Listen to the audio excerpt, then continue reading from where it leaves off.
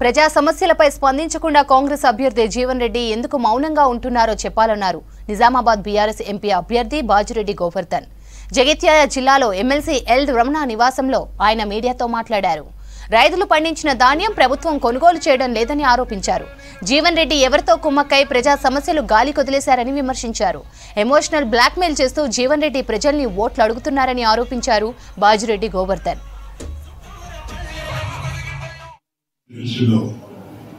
మెదక్, నిజామాబాద్, ఆదిలాబాద్, కరీంనగర్ ఈ జిల్లాల నుంచి గ్రాడ్యుయేట్ కాన్స్టిట్యూన్సీ నుంచి గ్రాడ్యుయేట్ ద్వారా అన్ఎంప్లాయిడ్ యూత్ ద్వారా ఎంప్లాయిడ్ యూత్ ద్వారా తెలిసినటువంటి జీవన్ రెడ్డి గారు ఏ ఒక్క రోజు కూడా కౌన్సిల్లో వారి గురించి మాట్లాడే సందర్భాలు లేవు.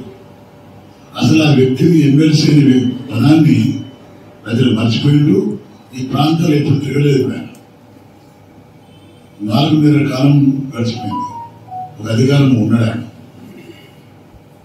తనకు అధికారం ఉండి ఎమ్మెల్సీగా ఉండి మొన్న జరిగినటువంటి అసెంబ్లీ ఎన్నికల్లో ఎమ్మెల్యే పోటీ జరిగింది. ఎమ్మెల్యే పోటీ చేసి ఓడిపోయిన తర్వాత మళ్ళీ పార్లమెంట్ ఎలక్షన్లో మళ్ళా ఎంపీ అభ్యర్థిగా కాంగ్రెస్ పార్టీ ద్వారా మళ్ళీ వచ్చినాయి. 6 సార్లు ఎమ్మెల్యే చేసినా, 2 సార్లు మంత్రిపదవి చేసినా, 2 సార్లు పార్లమెంట్ కంటెస్ట్ చేసినా. అంటే ఇన్ని పదవులు పెట్టుకొని ఇవాళ మా సామాజిక వర్గానికి చెందినటువంటి సంఘంలో తన తమ్ముడి భార్య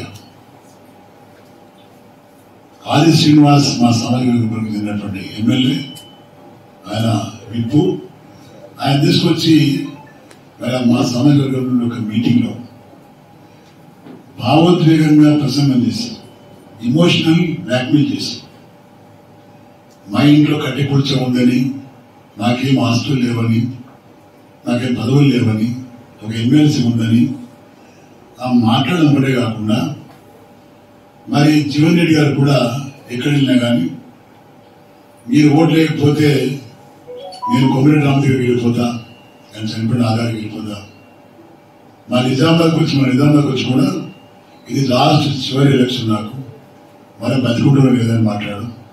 కుటుంబ సభ్యులు మొత్తం కూడా భావోద్వేగ ప్రసంగాలు చేస్తూ ఎమోషనల్ బ్లాక్మెయిల్ చేస్తూ ఓట్లు దండుకొని పోయే ప్రయత్నం చేస్తున్నారు.